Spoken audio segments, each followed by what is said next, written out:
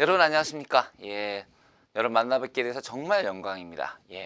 혹시 제 이름을 보고 뭐지? 듣보잡인데 이러신 분들은 정말 제가 섭섭합니다. 왜냐하면 저는 이 공무원 사회라는 과목은 생긴 지가 얼마 안 됐지만 수능 사회에서 10년 이상 강의를 해왔고, 그리고 인터넷 강의에서도 지금 여기에 해당되는 부분들, 즉 우리가 이제 공무원 사회라 그러면 크게 법과 정치, 그 다음에 경제, 사회문화, 이렇게 세 가지 파트가 있잖아요.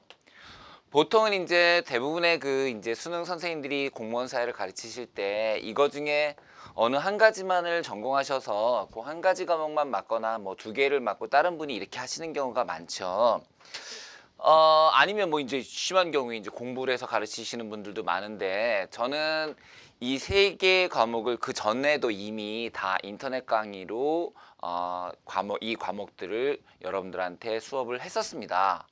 그러니까 갑자기 나타나가지고 뭐 공부해서 여러분들 가르치는 게 아니에요. 법과 정치는 스카이라이프 교육방송에서 매주 일요일마다 제 방송이 TV를 통해서 방송이 됐었고요. 그 다음에 경제는 KT 에듀, KT에서 운영하는 KT 에듀에 제 강의가 나갔었고요.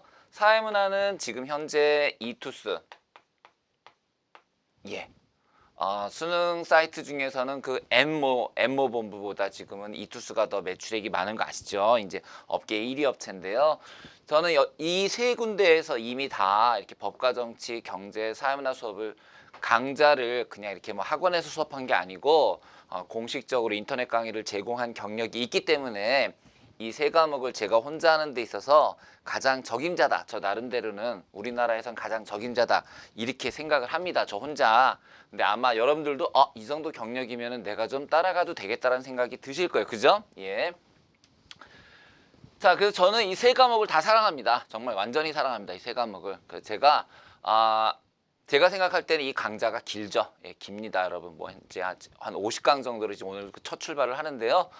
50강자면요, 여러분들한테 정말 충분히 제가 가진 거, 특히 저는 이제 쓸데없는 거 설명 안 해드립니다. 시험에 꼭 나올 것들만 딱딱 집어가지고 50강 안에 여러분들이 50강이 지루하지 않을 정도로 제가 좀 재밌게 실제 사례, 그 다음에 실제 기출문제들을 위주로 해서 여러분들한테 이해를 쏙쏙 시켜드리겠습니다. 걱정하지 마시고요. 여러분 어떻게 이 사이트를 통해서 저하고 만나셨는지 모르겠는데 여러분들이 정말 전생에 업을 잘 쌓으신 거예요. 저를 만났다는 것 자체가 합격에 굉장히 많이 나가신 거예요. 정말 한 50%는 합격 잡아두고 가시는 거예요. 걱정하지 마시고요. 오늘 첫 시간입니다. 1강 잘 들어보시고요.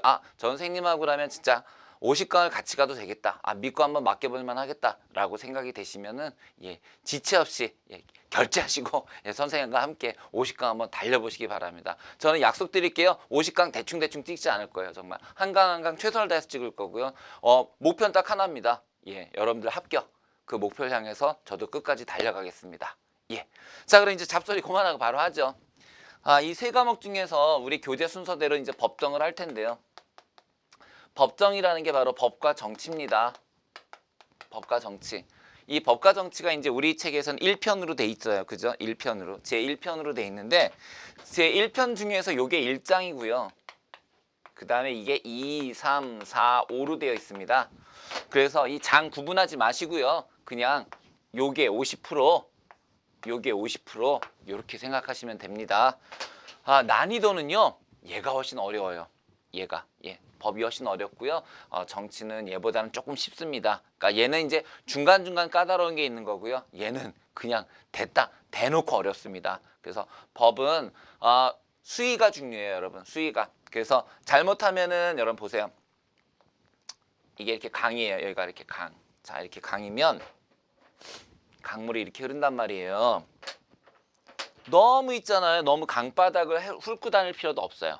너무 강바닥을 훑고 다닐 필요도 없고, 제가 볼 때는 지금 이제 여러분들이 시험을 보는 2015년, 주로 이제 2015년을 보시는 분들이 제 수업을 들으시겠죠. 그분들은 제가 볼 때는 이 정도 깊이, 이 정도 깊이까지는 공부를 해두셔야 돼요.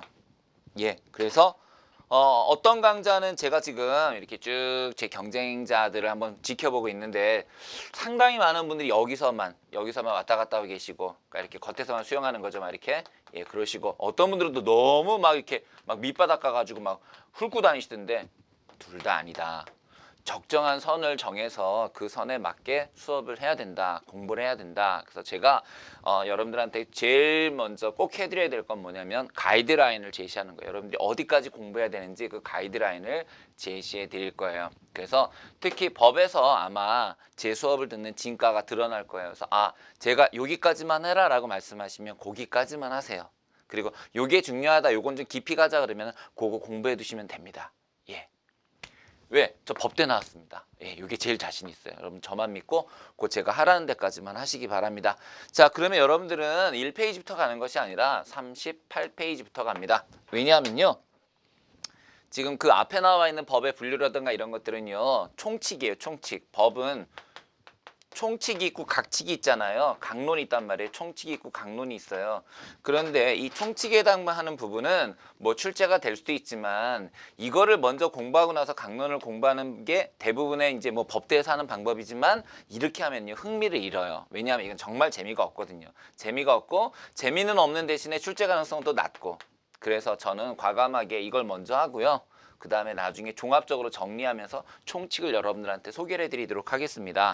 자, 그래서 제2절 38페이지 제2절 생활과 법이 이렇게 딱 나오게 되는데요. 이 생활과 법이 다시 세 가지로 나누어집니다. 제1번 개인생활과 법이요. 그 다음에 제2번 2번은 사회생활과 법이에요. 그 다음에 제3편이 바로 국가와 법입니다. 국가생활과 법. 이렇게 해서 세 가지 파트로 나누어져 있어요. 이걸 이제 법에다 이름을 붙여보면은 개인생활과 법이 민법입니다. 주로 민법. 주로 민법이 되겠고요. 그 다음에 사회생활이 사회법이요. 그 다음에 국가생활에 대한 것이 이제 형법, 행정법, 이런 내용이 들어가고요. 이 고등학교 교육과정에 상법이 없어요. 고등학교 교육과정에 상법이 없기 때문에 여러분들 시험 범위에서도 상법은 신경 쓰지 않으셔도 되겠고요. 예, 이렇게 구성이 되어 있고요. 오늘 저랑 같이 하실 부분은 바로 개인생활과 법, 민법에 대한 내용입니다. 자, 우리가 오늘 공부할 내용이 주로 민법에 대한 거기 때문에 민법이라는 건 과연 뭐냐?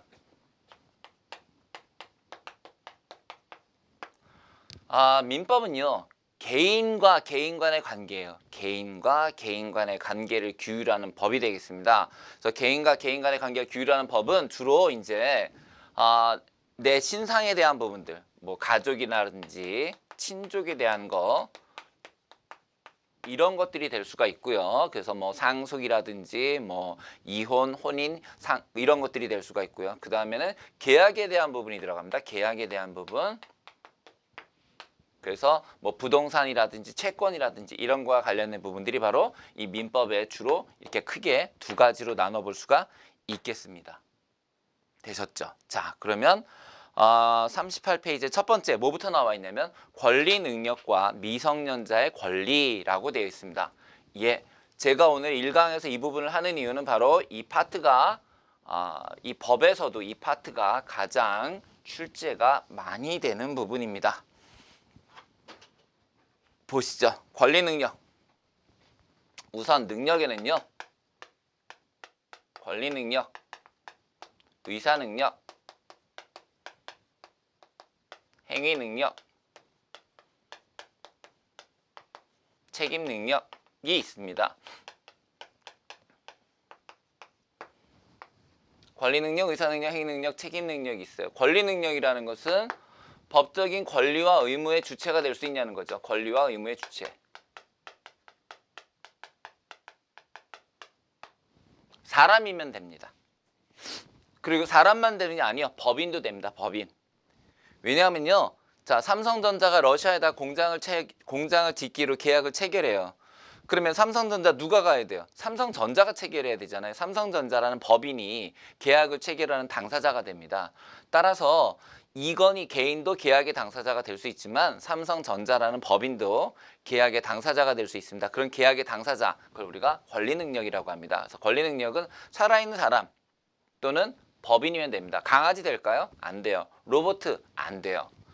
자, 그 다음에 의사 능력이라는 것은 자기가 행하는 자기가 어떤 행동 있잖아요. 법적 행위의 결과를 충분히 예측하고 거기에 맞게 행동할 수 있는 능력이에요.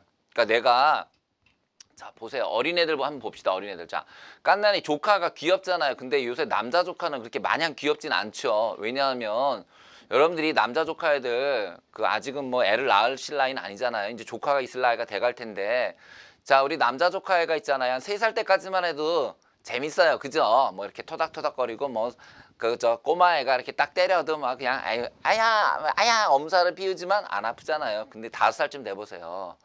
5살쯤 된 애가 삼촌 그리고 막 자 여러분 약 올린단 말이야. 야 바보야 야 이 뚱땡이 이 삼촌 그리고 빡 때린단 말이에요. 혹은 자 그 깐난이가 이렇게 막 아장아장 겨우 걸어가다가 말이에요. 그 에? 이렇게 좀 심한 표현이긴 하지만 이렇게 식칼 같은 걸 여러분한테 던진단 말이에요. 그러면 보세요. 3살짜리 아이가 식칼을 여러분한테 던졌다. 또는 5살짜리 아이가 진짜 있는 힘껏 여러분의 그 눈을 그냥 안경 낀 눈을 빡 때렸다.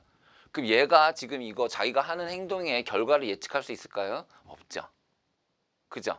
그렇죠? 그렇잖아요. 그러니까 봐요. 자기가 하는 행동의 결과를 예측할 수 없기 때문에 그런 아이가 하는 말 또한 그런 아이가 하는 말 또한 법적인 능력은 없다고 봐야 되겠죠. 그죠? 그런 애가 자기가 이렇게 때렸을 때 어떻게 되는지도 모르는 애가 삼촌 내가 삼촌한테 타워 팰리스 사줄게. 아싸 써. 야 이리 와. 조카 너 써. 빨리 사인해. 아싸. 뭘 아싸는. 그게 뭐라 그래요? 의사 능력. 그래서 뭐 지금 3살짜리 정도는 뭐 의사능력이 있다고 볼 수는 있겠지만 어쨌든 젖먹이 같은 경우에 젖먹이 진짜 응애 이런 애들 젖먹이 같은 경우에 의사능력 없고요. 자 술 취한 남편이 저기 부인한테 들어와 가지고 여보 내가 내일 저기 10억짜리 다이아몬드 반지 사줄게 이런 거 만취자 이런 사람들은 의사능력이 없다고 봐야 되겠죠. 그죠? 자, 그 다음에 행위능력이라는 것은 단독으로 법률 행위를 할 수 있는 걸 말합니다. 내가 단독으로 아파트를 계약할 수 있다. 단독으로 뭐 부동산 계약을 한다. 채권 채무 관계를 맺는다. 그럴 수 있는 능력이 행위능력인데요. 미성년자 같은 경우에 아무래도 제한되겠죠. 좀 이따 다시 공부할 거고요. 그 다음에 책임능력은 자기가 한 행동에 대해서 책임을 질 수 있는 거를 말합니다. 책임능력이 없는 사람의 경우에 책임 무능력자의 경우에는 그 법률 효과가 제한이 되게 됩니다. 그래서 우리가 권리능력, 의사능력 권리의 의무와 주체가 될 수 있는 사람, 권리의 주체가 될 수 있는 거. 그 다음에 의사 능력은 자기가 어떤 말을 하는지 알 수 있는 사람들 그 능력. 그러니까 자기가 의사 표현을 제대로 할 수 있는 능력. 행위 능력은 법률 행위를 할 수 있는 능력. 그 다음에 책임 능력은 그 법률 행위에 대한 책임을 질 수 있는 능력을 말합니다. 이 중에서 이제 우리가 권리 능력부터 한번 보겠습니다. 자, 권리 능력이란 권리의 주체가 될 수 있는 법률상의 자격으로서 자연인과 법인이 있습니다. 그냥 그렇게만 하시면 안 되고요. 자, 여기다가 표를 하나 거기다가 좀 적어주세요. 이 권리 능력의 발생과 소멸에 대해서 한번 설명을 해드릴게요. 발생. 자, 권리 능력이 발생하는 거와 소멸하는 거를 봐드릴게요. 자, 뭐하고 뭐가 있다? 자연인. 자연인은 그냥 사람이에요. 사람. 그 다음에 법인 있죠. 자연인과 법인. 자연인의 경우에는요. 출생과 더불어서 권리 능력이 생기고요. 그 다음에 사망과 함께 권리 능력이 소멸됩니다. 따라 죽은 사람에게는 권리 능력이 없습니다. 죽은 사람은 권리 능력이 없어요. 사망과 동시에 소멸되게 됩니다. 자, 그 다음에 법인의 경우에는요. 설립 등기소에 가서 합니다. 설립 등기를 한 때로부터 권리 능력을 갖게 되고요. 그 다음에 소멸도 마찬가지로 회사를 그냥 혼자 청산했다고 되는 것이 아니고 해산, 등기. 그럼 결국 법인의 경우에는 등기라는 절차를 거쳐야지 권리 능력이 생기기도 하고 없어지기도 한답니다. 요것도 이해되셨죠? 오케이. 자, 그 다음에 태아의 권리 능력인데요. 태아는 원칙적으로, 자, 태아라는 게 뭡니까? 엄마 뱃속에 들어가 있는 아이를 말하죠. 그 태아는 원칙적으로 권리 능력이 없습니다. 법적으로 있잖아요. 우리가 사람이라고 보는 거는요. 완전 노출설, 뭐 몇 가지가 있습니다만 민법상으로 봤을 때 태아가 엄마의 배에서 완전히 다 노출되어야지 사람이 됩니다. 따라서 태아가 아직 엄마 뱃속에 있을 때 그때는 사람이 아니고 그냥 태아입니다. 태아는 권리 능력이 없기 때문에 태아가 무슨 아파트 계약을 할 수도 없고요. 그 다음에 어떤 법률 효과를 발생할 수도 없습니다. 단 민법에서는요. 하지만 어쨌든 태어날 아이인데 그 태어날 아이의 권리를 전혀 인정하지 않는 것은 문제가 되기 때문에 태아의 권리 능력을 일정한 범위 내에서 인정하고 있는데요. 그게 바로 왼쪽에 나와 있는 태아의 권리 능력이라는 내용이에요. 자, 민법 제762조 손해배상 청구권에 있어서의 태아의 지위, 태아는 손해배상의 청구권에 관하여는 이미 출생한 것으로 보며 제1000조 상속의 순위, 태아는 상속 순위에 관하여는 이미 출생한 것으로 본다라는 건데요. 불법 행위로 인한 손해배상, 그러니까 예를 들어서 뭐 좀 끔찍한 얘기지만 산부인과 의사가 양수 검사를 한다고 주사바늘을 꾹 찔렀는데 어이씨 이렇게 아기가 이렇게 막 태아가 놀고 있는데 꽉 찔러 머리 찔렸어. 자, 머리 찔려갖고 나중에 기형아로 태어났다. 그러면은 그건 의사의 명백한 불법 행위 아닙니까? 고의는 아니었지만 그런 거에 대해서 태아도 불법 행위에 대한 손해배상 책임을 물을 수가 있다라는 거예요. 됐죠? 그 다음에 두 번째, 거기 보면 뭐 상속 및 대습상속 유증이라고 되어 있는데요. 그냥 상속 순위라고 생각하시면 됩니다. 상속 순위에 있어서 일단 기본적으로 태아는 상속을 받을 수가 있다는 거예요. 태아는 상속을 받을 수가 있어요. 자, 나중에 상속은 자세하게 하겠지만 간단하게 볼게요. 지금 남편이 있고요. 막 결혼한 신혼부부인 아내가 있습니다. 그리고 남편에게는 노모, 늙으신 어머니가 한 분 계시고요. 자, 이때 만약에 남편이 죽었다. 자, 남편이 사망하게 되면은 상속이 발생하는데요. 상속이 발생하는데 이때 만약에 남편이 이대로 그냥 죽어버리면 노모와 아내가 1대 1.5의 비율로 늙으신 어머니가 1, 그 다음에 아내가 1.5의 비율로 남편의 재산을 상속받게 됩니다. 그런데 이때 그래서 노모가 만약에 2억 5천 있으면 1억을 가져가려고 1억에 딱 손을 대는 순간 며느리가 어머님 손 떼시죠. 아니 이년아 1은 내 몫이니 1억은 내 거다라고 말할 때 며느리가 뭐라고 말하냐면 어머님 저 임신했어요.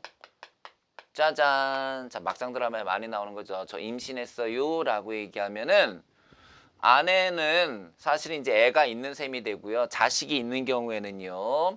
직계, 즉 이 돌아가신 사람, 돌아가신 분의 직계 비속이 있는 경우에는 직계 존속인 어머니는 상속권이 없어지게 되고요.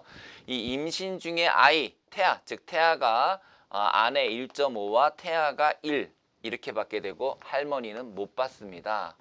그래서 일단 아내가 이렇게 다 갖게 됐다가 그 몫이 아들에게로 넘어가게 되는 거죠. 뭐 아들이든 딸이든 아무튼 태아에게로 넘어가게 됩니다. 그리고 만약에 태아가 이러다가 죽었다 그러면은 태아가 사산됐다 그러면은 나중에 태어날 때 죽었다 그러면은 그 몫은 다시 엄마한테 돌아가게 됩니다.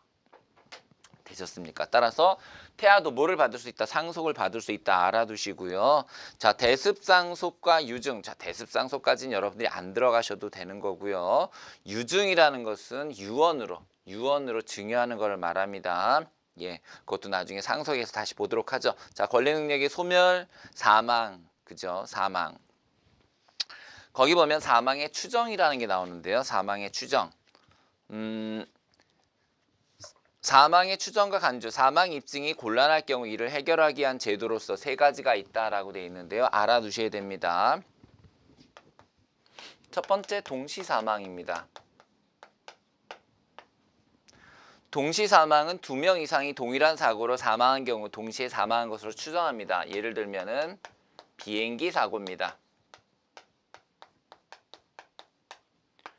자, 비행기 사고에서 비행기가 추락해서 모두 사망한 것으로 됐다라고 했을 때 분명히 그 비행기에서 누군가는 먼저 죽었고 누군가는 나중에 죽었을 거예요. 그렇죠. 하지만 그걸 입증할 방법이 없죠. 무슨 CCTV가 있는 것도 아니고. 그래서 그럴 경우에는 반드시 동일한 사고가 됩니다. 동일한 비행기 사고로 2명 이상이 동시에 사망했을 경우에 2명 이상이 사망했을 경우에는 그 사망의 시기를 동시에 사망한 것으로 간주한다, 추정한다 이거. 동시에 사망한 것으로. 자, 여기 붙어야 될 건 뭐냐면요.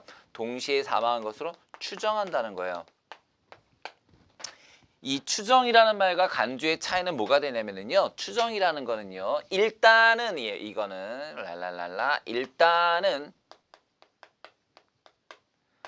일단은 두 명이 동시에 사망한 것으로 보겠다라는 건데요. 나중에 이제 이런 게 발견되죠. 자, 뭐 그 사망자들의 휴대폰을 조사하다 보니까 아들의 휴대폰에서 아빠는 이미 사망하셨다. 아빠는 돌아가셨다. 너무 무섭고 끔찍하다. 나도 이제 곧 죽을 것 같다. 라고 만약에 아들의 휴대폰에 그렇게 그런 글이 발견이 됐다면 아버지가 먼저 죽고 아들이 나중에 죽은 거니까 사망의 순위가 아버지 먼저 아들 나중에라고 나중에 고쳐질 수 있죠. 이와 같이 추후에 사망의 시기가 다름이 밝혀질 경우에는 돌려놓을 수 있단 말이에요. 하지만 그런 게 발견될 때까지는 일단은 동시에 사망한 것으로 추정하는 거예요. 두 번째, 인정사망이라는 게 있어요. 인정사망. 자, 인정사망은 아까는 비행기 사고가 났고 비행기 사고로 시신은 다 발견이 됐는데 사망의 시기를 모르는 거고요. 자, 여기서는 시신이 발견되지 않은 거예요. 시신이 유실된 거예요. 자, 시신은 유실됐지만 거기에서 죽은 것이 확실할 경우, 예를 들면은 비행기도 마찬가지죠. 배도 탑승한 것은 확실하다. 뭐 그 CCTV도 찍혔고 탑승한 건 확실한데 배가 침몰했는데 시신을 찾지 못했다. 그럴 경우에는 시신을 찾지 못하더라도 인정 사망으로 되는데 이때도 마찬가지로 추정입니다. 인정 사망으로 추정됩니다. 뭐 5년이 지난 다음에 봤더니 그때 정신을 잃고 어떤 무인도에 가서 잘 살고 있다가 정신을 차리고 다시 돌아왔다. 그러면은 사망이 없던 걸로 되는 거죠. 그래서 그럴 때까지는 일단은 시신을 찾거나 아니면 생사가 확실히 밝혀질 때까지는 사망한 것으로 뭐 한다? 추정한다. 그럼 동시 사망과 인정 사망의 차이는 동시 사망은 동일한 사고로 시신은 발견되는 게 있어서 대부분은 이제 비행기 사고라기보다는 사실 비행기 사고는 인정 사망 쪽이 많고요. 교통사고 났을 경우에 뭐 버스가 뭐 고속도로에서 뭐 충돌해가지고 뭐 불이 나서 죽었다 그랬을 경우에 시신은 거기 발견이 됐잖아요. 근데 누가 먼저 죽었지 모를 경우에 이제 동시 사망으로 추정하는 거고요. 뭐 비행기나 선박 같은 경우에 시신이 없어졌다 하더라도 그 비행기 탄 것이 확실했을 경우에는 인정 사망으로 추정하게 됩니다. 그다음 세 번째 실종 선고가 있는데요. 요건 약간 다릅니다. 실종 선고자. 실종 선고는 행방불명이 된 거예요. 행방불명이 돼서 자 보세요. 행방불명된 지 5년 됐다. 그러면 이제 우리 아버지는 없어진 거구나. 그게 아니고요, 여러분. 실종 신고를 하고 그로부터 5년이 지나야지 선고가 내려져요. 그러니까 내가 가만히 있다 해서 실종 선고가 되는 건 아니에요. 부재자의 생사불명 상태가 일정 기간 계속될 때 가정법원의 선고에 의해 사망으로 자, 뭐 된답니까? 일단 가정법원이고요.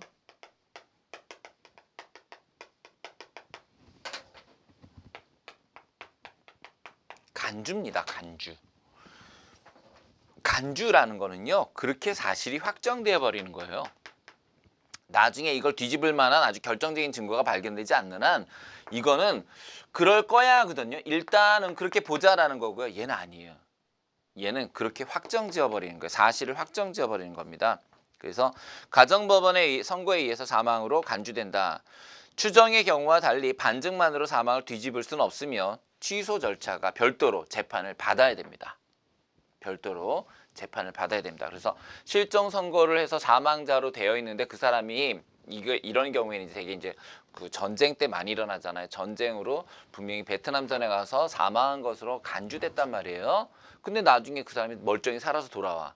살아 돌아왔다는 것만으로 그 사람이 다시 산 사람이 되는 건 아니고요. 법원에서 이 실종 선고 취소 소송을 해서 해야지만이 산 사람이 됩니다. 그 다음에 왼쪽에 보시면 실종 선고의 요건에서 부재자의 생사불명 상태가 일정 기간 지속돼야 되는데 그것이 보통 실종의 경우에는 5년이고 특별 실종의 경우는 1년이다 그랬는데 특별 실종이라는 것은 비행기가 아예 버뮤다 삼각지에서 사라졌다. 그런 거요. 그런 경우. 자, 그런 경우에는 1년. 전쟁이나 뭐 그런 부득이한 경우에는 1년이다라는 거죠. 그 다음에 또 한 가지 알아두셔야 될 게 실종 선고의 경우에는요. 5년이 지나야지 이제 실종으로 간주가 되지만 3년이 경과하면 이혼이 가능합니다. 남편이 없어진 지 3년이 지나게 되면은 예, 3년이 지나게 되면 남편이 사망한 것으로는 보지 않지만 이혼은 가능합니다.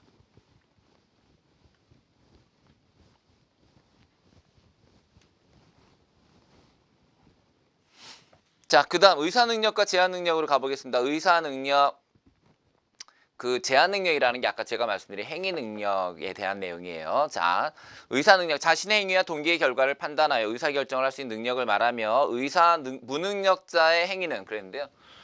의사 무능력자의 모든 행위가 아니라 의사 무능력자의 법률 행위죠. 의사 무능력자의 법률 행위가 무효가 됩니다.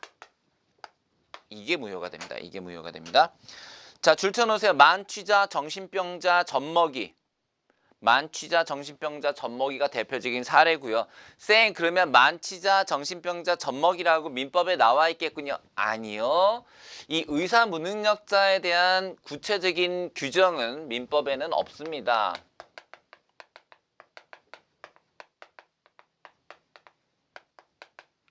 민법상의 구체적 나열은 되어 있지 않습니다. 이거는 상황에 따라서, 자, 이러한 법률 행위를 할 때 상황에 따라서 개별적으로 판단하도록 하고 있습니다. 이걸 써놓으세요. 상황에 따라 개별적으로 판단하도록 하고 있습니다. 그래서 법적으로 젖먹이, 그 다음에 정신병자, 그 만취자가 무조건 의사 무능력자로 규정되어 있는 건 아닙니다. 법에는 규정되어 있지가 않고요. 상황에 따라 개별적으로 판단해야 된다는 거 기억하시고요. 자, 그 다음에 제한 능력 가보겠습니다. 제한 능력. 제한 능력이 바로 아까 말씀드린 행위 능력과 관련된 거고요. 이게 이제 작년 2013년도부터 법이 싹 개정이 돼가지고 그런 내용이라기보다는 이런 용어들이 샥 바뀌었어요. 제한 능력자 행위는 원칙적으로 취소입니다. 자, 의사 무능력은요. 잘 보세요. 의사 무능력은 무효입니다. 무효. 그런데 제한 능력, 행위 능력에 제한이 있는 제한 능력의 경우에는 이 사람들이 한 법률 행위는 취소입니다. 쌤, 그러면 무효와 취소가 무슨 차이가 있나요? 네, 무효는요. 원칙적으로 없던 거예요. 그냥 원칙적으로 무효예요.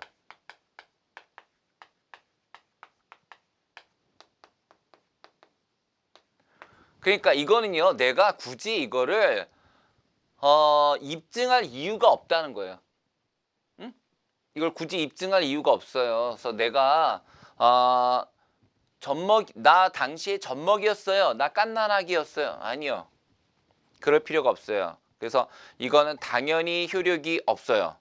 그러니까 이 무효와 취소는 둘 다 법률 효과를 인정하지 않는 건데, 다시요. 이 둘의 공통점은 둘 다 법률 효과를 인정하지 않는 건데요.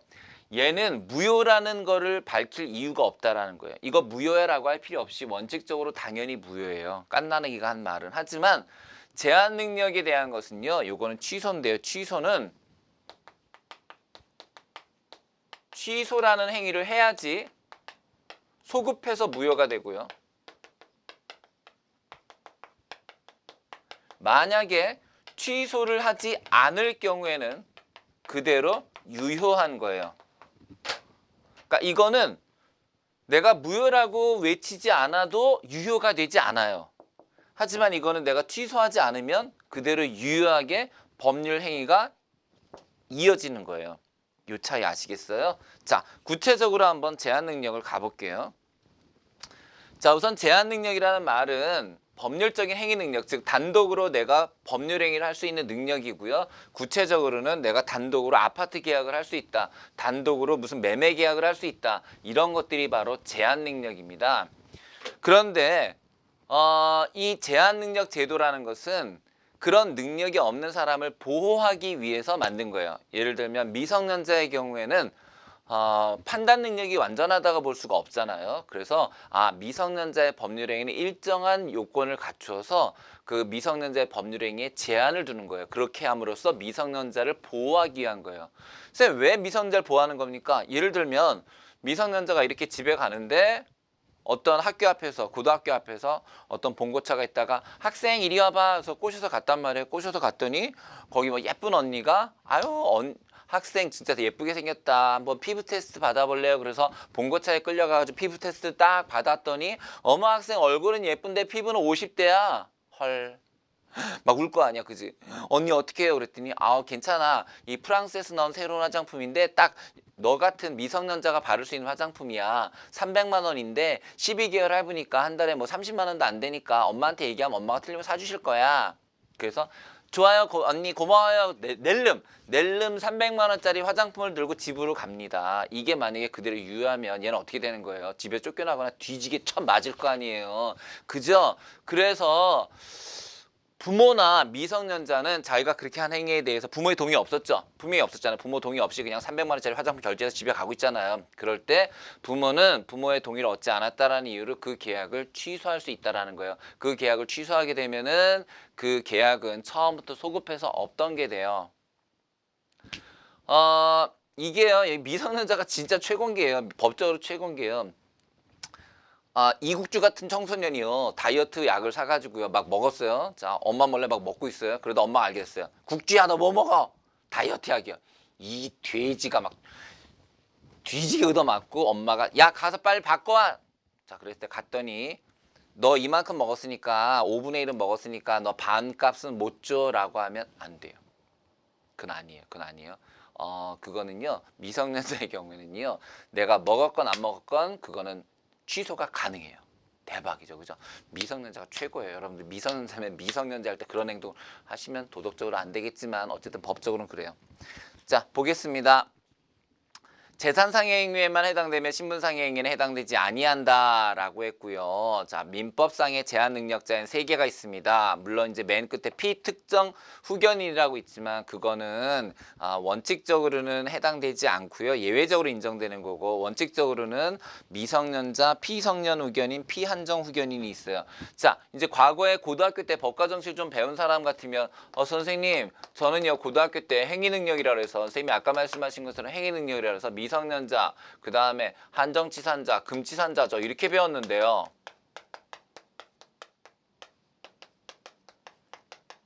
그죠? 맞아요. 여러분 이렇게 배우신 분들이 많을 거예요. 이게 바뀐 지 뭐 1년밖에 안 됐으니까 여러분들이 이걸로 알고 계시겠죠.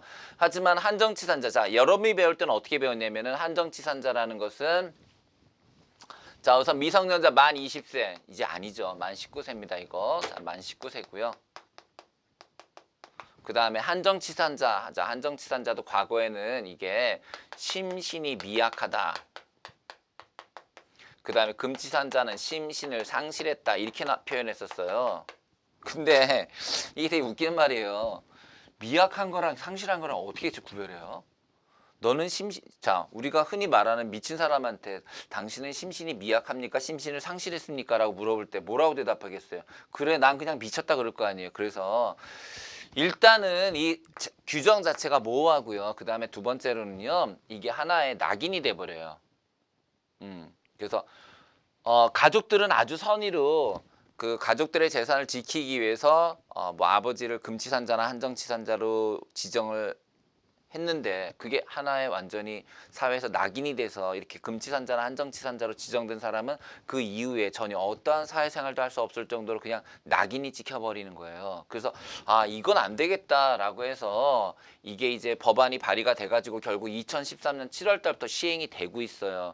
그렇게 해서 바뀐 제도가 뭐냐면 우선 금치산자 대신에 만들어진 게 피성년, 자, 그러니까 미성년이잖아요. 피성년 후견인. 성년임에도 불구하고 후견인이 필요하다. 피성년 후견인이 있고요. 그 다음에 한정치산자가 바뀌어진 게 피한정 후견인이에요. 우선 이렇게 3가지가 있다고 알아두시면 돼요. 이 3가지가 있다. 자, 만 19세 미만인 자가 미성년자죠. 혼인한 경우에는 성년으로 간주된다 그랬는데 그것도 알아둘게요. 자, 만 19세가 미성년자지만요. 만 18세가 되면 혼인이 가능합니다. 단 18세가 그냥 혼인할 수 있는 건 아니고요. 부모의 동의를 요합니다. 자, 만 18세가 부모의 동의를 얻고 혼인을 하게 되면은 성년으로 의제가 간주입니다. 그러니까 어떻게 되는 거예요? 확정이 돼 버리는 거죠. 확정이 돼 버립니다. 그래서 비록 나이는 만 18세지만 결혼을 했는데 뭐 계약할 때마다 책 하나 살 때마다 막 가가지고 엄마 계약서에 사인해줘. 이럴 순 없잖아요. 그래서 비록 만 18세밖에 안 되더라도 혼인했을 경우에 부모의 동의를 얻고 혼인했을 경우에는 성인으로 간주해서 미성년자로서의 그 취소권 이런 게 인정되지 않습니다. 얘는 적법한 법률행위를 할 수 있는 사람으로 인정됩니다. 됐습니까? 그 다음에 자, 이 만 18세, 그러니까 만 19세가 안 되는 미성년자의 경우에는 본인이 한 법률행위에 대해서 본인도 취소할 수 있고 그 다음에 부모도 법정 대리인도 취소할 수가 있습니다. 됐습니까? 그래서 시험제 나오는 것은 미성년자가 단독으로 한 법률행위는 미성년자가 아닌 미성년자의 부모, 즉 법정 대리인만이 취소권을 갖는다 그러면 틀린 말이에요. 나도 할 수 있어요. 그러니까 내가 굳이 엄마한테 말하고 취소할 필요 없어요. 집에 와서 후회가 된단 말이에요. 그럼 전화하면 돼요. 띠디디디디. 여보세요. 저 미성년자인데요. 저 미성년자인데 어제 산 거 제가 미성년자인데 부모 동의 없이 산 거니까 취소할게요. 라고 말할 수 있어요. 근데 이때 자, 취소할 수 없는 경우도 있어요. 어떤 게 취소할 수 없는 경우냐면요. 본인이 동의가 있다고 거짓말한 경우예요. 자, 중학생이 집에서 엄마 몰래 엄마 보물을 훔쳐가지고 자 보석을 훔쳐가지고 금은방에 갔어요. 자 금은방에 가서 아저씨 이거 엄마가 팔아오래요. 그랬을 때 자 반드시 그 금은방 주인은 동의서가 있어야 돼요. 내가 몸이 아파서 못 가고 우리 딸을 보내니까 우리 딸에게 이 물건값을 지불해 주세요 라고 이렇게 하고 전화통화하고 그리고 줬어야 돼요. 그런데 딱 봤더니 되게 비싼 건데 이 아이가 그래 엄마가 얼마 받아오라 그러지 그랬더니 다이아몬드인데 30만 원이요. 대박 이거 완전 1000만 원짜리인데요. 대박. 그래 알았다 아저씨가 50만 원 줄게. 그리고 50만 원 딱 주고 그 다이아몬드 반지를 딱 가졌다. 이랬을 경우에 이 사람은 지금 동의서도 안 받고 전화도 안 했잖아요. 그러면은 그 부모가 당신 미쳤어요? 우리 딸애가 그거 들고 나갔다 걸 부모 동의서도 없는데 그렇게 홀라당 하면 어떡해요? 라고 말하면은 다시 그 돈을 돌려주고 다이아몬드 반지를 찾아올 수가 있어요. 그런데 아이가 영악하게 엄마가 동의했고요. 엄마 미국 가서 지금 집에 없어요. 전화통화가 안 돼요. 라고 하면서 엄마의 동의서를 자기가 꾸며가지고 사인까지 해서 그 금은방 주인한테 줬을 때 금은방 주인은 확인할 방법이 없고 동의서를 믿을 수밖에 없잖아요. 그래서 그렇게 계약을 했다. 그러면은 그 계약은 유효합니다. 물론 뭐 조금 지나치게 불공정한 건 계약 자체가 무효지만 그렇지 않고 적법한 방법으로 적절하게 매매가 이루어졌을 경우에 청소년이 적극적으로 동의서를 거짓으로 꾸몄을 경우에는 취소할 수가 없게 됩니다. 부모 또한 취소할 수가 없어요. 자, 됐죠? 자, 그 다음 피성년 후견인에 대한 설명 볼게요. 행위 무능력자 제도의 금치산자가 변형된 형태이다. 질병, 장애, 노령 오케이. 자, 피성년, 피한정, 질병, 노령, 장애 등의 사유로 인해서요. 정신적 제약으로 사물을 처리할 능력이 지속적으로 거기 줄 치세요. 지속적 결여예요. 그러니까 어쩌다 한 번만 그런 것이 아니라 계속 그럴 능력이 없는 사람이에요. 그래서 사무 능력이란 내가 이제 그런 법률행위를 할 만한 능력이 안 되는 걸 말하죠. 그럴 경우에 이제 그런 사람 우리가 피성년 후견인 제도라고 피성년 후견이라고 얘기하고요. 피한정 후견인은 이제 우리 책에는 이렇게 안 나와 있습니다. 여러분 요거 기억하셔야 돼요. 요거랑 대비되는 개념인데요. 질병, 노령, 장애 똑같아요. 그 다음에 여기도 똑같은데 능력이 부족한 경우입니다. 그래서 여러분들은 이렇게 알아두셔야 돼요. 피성년 후견인은 질병, 노령, 장애로 인해서 현저하게 사무 능력이 지속적으로 결여되고 있는 상태고 이건 여기까지는 똑같은데 그 능력이 약간 부족한 상태를 말한다. 이렇게 구분해서 알아두셔야 됩니다. 자, 그래서 우선 피성년 후견인의 경우에는 원칙적으로 단독적 행위 능력이 없으며 줄쳐놓으시고요. 그 법률 행위는 반드시 본인 또는 후견인이 취소할 수 있도록 하고 있습니다. 좀 쉽게 얘기하면요. 완전히 정말 좀 죄송한 표현이지만 완전히 맛이 간 사람이에요. 완전히 맛이 간 사람이기 때문에 계속 항상 맛이 간 사람이기 때문에 이 사람이 한 법률 행위는 모두 취소가 가능합니다. 조심하실 것은요. 행위 능력이 없다 그래서 무효가 아니라 취소라는 거예요. 취소. 미성년자도 무효가 아니라 취소. 피성년 후견인 취소. 피한정 후견인 취소예요. 자, 그다음에 행위 무능력자 제도에 한정치산자가 변형된 것이 피한정. 이름이 똑같잖아요. 피한정. 한정치산자. 자, 원칙적으로 단독으로 유한 법률행위를 할 수 있으나 법원에서 후견인의 동의가 필요한 행위의 범위를 정한 경우에는 후견인의 동의 없이 행한 행위는 취소할 수 있다. 즉 뭐냐면요. 이 사람은 아주 가끔 정신이 없는 거예요. 평상시에는 정상적인 행동을 할 수가 있단 말이에요. 따라서 정상적인 행동에선 정상적인 계약은 다 그냥 인정을 하는 거예요. 백화점에 가서 물건을 뭐 사왔다. 그 물건이 다소 고가더라도 뭐 사왔다. 이런 건 다 인정이 되는데 법을 정해놓는 거예요. 예를 들어서 뭐 부동산 계약을 못하게 한다든지 이렇게 특정 범위를 정해놓은 경우에 그 경우에만 그 효과가 인정되지 않는 겁니다. 이 경우에 모든 법률행위가 인정되지 않는 경우고요. 여기는 미리 정해놓은 범위에 대해서만 인정이 안 되는 경우예요. 됐죠? 그 다음에 맨 마지막에 나와 있는 피특정 후견인은요. 원칙적으로 행위 능력이 있는 것으로 인정되며 행위의 제한 능력자에는 포함되지가 않다. 그렇죠. 아예 제한 능력자 자체에 포함되지는 않는 거고요. 피협의의 제한 능력자에는 포함되지 않는 거고요. 그 다음에 피특정 후견인의 법률 행위에는 어떠한 법적 제약도 따르지 않는 거를 말합니다. 그래서 아주 특수한 경우에만 한정되는 걸 우리가 피특정 후견인이라고 말합니다. 되셨습니까? 자, 그 밑에 문제 한번 풀어볼까요? 다음 중 법과 관련된 능력에 대한 설명이 바르게 된 것은 기억 1번 법인은 자연인과 달리 행위 능력을 제한하지. 아니요 여러분. 법인도 행위 능력이 있습니다. 그러니까 법인도 계약의 당사자가 될 수 있어요. 틀렸고요. 두 번째 권리 능력은 자연인에게만. 권리 능력은 자연인과 법인. 의사 무능력자의 법률 행위는 법적 효과가 없어. 즉 무효야. 정답이고요. 권리 능력을 가진 자는 누구나 의사 능력이 있어. 여러분 그렇지 않습니다. 권리 능력을 가진 자. 권리 능력은 모든 사람이잖아요. 모든 사람들. 갓난아기, 젖먹이, 그러니까 젖먹이, 만취자, 그다음에 정신병자 다 안 되잖아요. 다 잘. 그 세 사람 다 권리 능력은 있지만 의사 능력이 없는 경우고요. 행위 능력이 없는 미성년자의 권리는 보장되지 않아. 자, 행위 능력 미성년자 보장되지 않습니까? 무슨 소리입니까? 보장되죠. 정답은 3번이 되겠습니다. 자, 다음 페이지 좀 볼까요?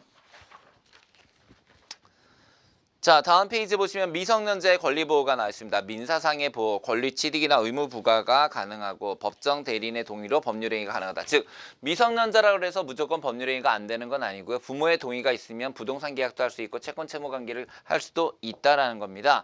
결혼한 미성년자 만 몇 세? 그렇습니다. 만 18세가 넘으면은 부모의 동의를 얻어서 혼인이 가능하고요. 성인으로 간주되는 거고요. 부모의 동의 없이 민법상의 법률 행위를 유효하게 행사할 수 있습니다. 단 그 성년 의제는 바로 이 민법에 한정되는 것이고요. 만 18세인데 결혼했으니까 이제 내가 술을 먹어도 되겠다? 안 됩니다, 여러분.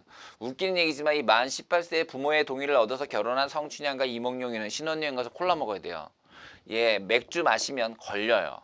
안 돼요. 그 다음에 난 어른이니까 투표할 수 있을 거야. 안 돼요. 예, 그래서 선거법이라든지 청소년 보호법에는 인정되지 않습니다. 자, 그 다음 형사상의 보호 중요합니다. 자, 미성년자에 대한 형사상의 보호를 한번 같이 공부해 보도록 합시다. 우선 첫째, 형사 미성년자입니다. 자, 형사 미성년자 만 14세 미만인 자로서요. 만 14세 미만인 자는 아예 처벌을 받지 않습니다.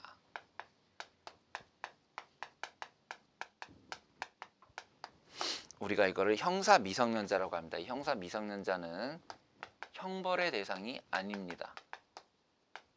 따라서 교도소 안 갑니다.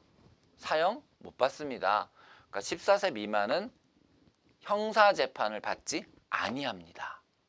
그래서 옛날에 지금 한 5년 정도 됐는데 중학교 교실에서 왕따 당하던 학생 하나가 자기를 괴롭히던 학생을 점심시간에 카타칼로 14번을 찔러서 죽였던 사건이 있었는데 그 학생이 안타깝게도, 그 안타깝더라 해야 되나?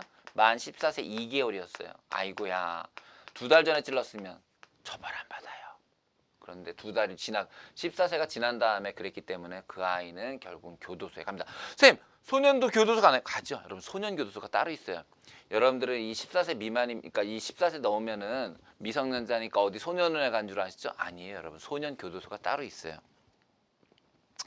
자, 그 다음에 10세에서 욕하는 것 같으네요. 10세에서 14세 미만까지는 보호 처분은 되지만 형벌의 대상이 되지 않고요. 예, 그래서 보호 처분은 된다 그랬는데 보호 처분이라는 건요. 소년법에 정해져 있는 건데 거기다 좀 써볼까요? 감호 위탁, 보호 관찰, 수강 명령, 사회봉사 명령 이런 거 많이 들어보셨죠? 이게 전부 이 네 가지가 바로 보호 처분의 대표적인 것들인데요. 감호 위탁이라는 것은 뭐 특정 개인이나 어떤 개인을 지정하거나 혹은 어떤 시설들, 뭐 쉼터 같은 데를 지정해서 거기에다가 일정 기간 동안 맡겨두는 거예요. 그 다음에 보호 관찰은 집에서 왔다 갔다 하지만 계속 정기적으로 그 보호 관찰소에 가서 이제 상태를 점검받는 거고요. 수강 명령은 교육받는 거고요. 사회봉사 명령 여러분들 알다시피 실제로 가서 사회봉사 시간을 채워야 되는 거예요. 요런 것들은 10에서 14세는 요런 것들은 받을 수가 있지만 형사처벌은 되지 않습니다. 다음 이 보호처분은 여러분 전과가 아니에요. 자, 그 다음 10살 미만 아예 이 보호처분조차, 그러니까 9살짜리가 사람을 죽였다 그러면 보호처분조차 받지 아니합니다. 자, 그 다음에 지금 이 14세 미만까지 받는 14세부터 19세까지를 우리가 소년범이라고 하고요. 이 소년범은 형벌과 보호처분, 형벌을 받을 수도 있고 보호처분을 받을 수 있습니다. 형벌 또는 보호처분의 대상이 되지만 소년교도소, 소년원 등을 설치하여 성인범과는 다른 형사법상의 특례를 인정하게 되고요. 여기 나와 있죠. 보호처분은 뭐가 아니다? 전과가 아닙니다. 자, 그 다음 근로기준법으로 가보도록 하죠. 자, 근로기준법에서는 미성년자의 건전한 15세입니다. 근로기준법에서는 형사 미성년자는 14세, 근로기준법은 만 15세입니다. 근로기준법 만 15세입니다. 만 15세 미만의 미성년자는 고용을 금지하도록 하고 있고요. 자, 그 다음 게 정말 중요합니다. 맨 밑에 줄이요. 법정 대리인의 동의는 있어야 됩니다. 동의가 있다면 계약은 대리가 아니라 직접, 동의만 있다면 직접 계약 체결할 수 있습니다. 따라서 여러분들이 그 주유소에서 아르바이트를 하겠다 그랬을 때 만 15세가 넘으면은 미성년자지만 15세가 넘으면 부모님의 동의서를 가지고 주유소에 가서 본인이 직접 계약을 체결할 수 있고요. 또한 단독으로 임금 청구 가능합니다. 그 다음 청소년 보호법에서는 만 19세로 돼 있죠. 만 19세 청소년 보호법 안 써 있네요. 나이가 만 19세고요. 만 19세가 되는 해에 1월 1일이기 때문에 1월 1일 그래서 19세가 되는 해 생일이 지나지 않더라도 1월 1일부터 담배, 술 할 수 있습니다. 자, 그 다음 거기 지금 문제 한번 봅시다. 자, 사례로 적절하지 않은 것 그랬는데요. 만 18세의 미성년자가 혼인할 경우에 부모의 동의를 얻어야 합니다. 두 번째, 13세의 중학생이 범죄를 저지르더라도 14세 미만이기 때문에 형벌의 대상이 되지 않습니다. 17세 미성년자는 임금을 청구할 수 그렇습니다. 17세는 15세를 넘었기 때문에 부모의 동의가 있다면 직접 계약을 할 수가 있고요. 부모의 동의 없이 단독으로 임금 청구할 수 있습니다.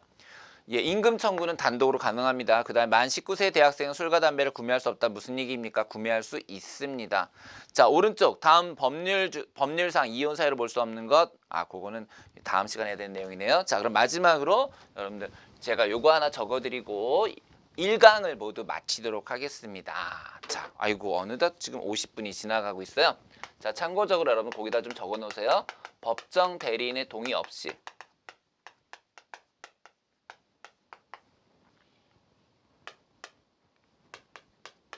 자, 법정 대리인의 동의 없이 미성년자가 단독으로 가능한 법률 행위들을 말합니다.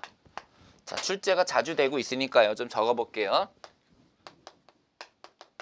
단순히 권리만을 취득하거나 또는 단순히 의무만을 면제하는 행위입니다. 그러니까 아무런 부담 없는 증여요. 예를 들어서 뭐 외할아버지가 아유 이리 와라. 외할아버지가 100만 원 줄게. 법정 대리인 동의 없어도 그 100만 원 받을 수 있습니다. 그 다음에 의무 면제입니다. 자, 이 학생이 다른 사람한테서 100만 원을 빌렸는데 야 됐어 안 갚아도 돼 갚지 마. 동의 없이도 채무가 면제가 됩니다. 두 번째, 법정 대리인이 처분을 허락한 처분행위입니다. 예를 들면 용돈입니다. 용돈. 용돈을 쓰는 것은 굳이 법정 대리인의 동의를 요하지 아니합니다. 그 다음에 세 번째, 법정 대리인으로부터 허락을 받은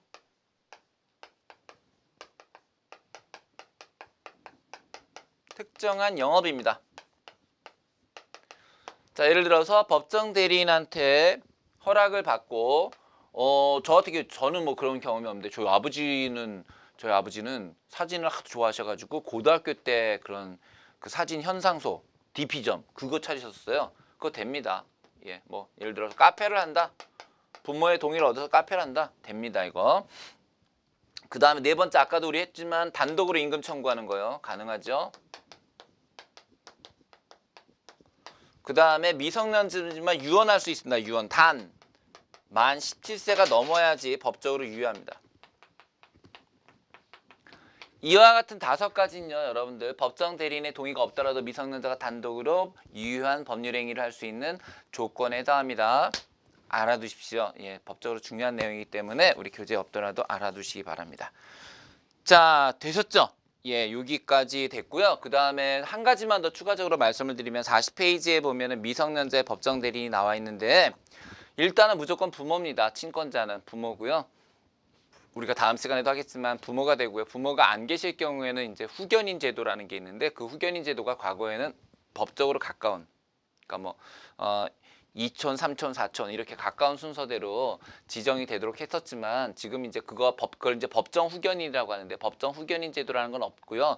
우리가 이제 선정 후견인 제도라는 게 있어요. 법원에서 선정할 수 있도록 돼 있습니다. 그래서 법원에서 예를 들어서 뭐 고모인데 고모가 하는 게 적합하지가 않아 보인다. 차라리 뭐 얘 지금 고등학생인데 담임 선생님이 정말 얘를 자매처럼 아낀다. 그럴 경우에는 법원이 그 사유를 들어보고 법원에서 선정한 후견인을 지정할 수 있도록 하고 있습니다.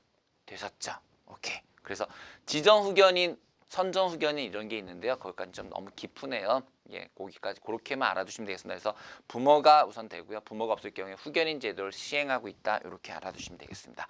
자, 첫 강의인데 어떠셨어요? 안 어렵죠? 그래서 어렵지 않아요. 예, 제가 하는 내용만 잘 따라오시면 여러분 정말 제가 되게 깊이 하고 있는 거니까 여기 나오는 문제 다 맞출 수 있습니다. 걱정하지 마시고요. 두 번째 시간에 또 즐겁게 뵐 수 있었으면 좋겠네요. 여러분 수고 많으셨습니다. 감사합니다.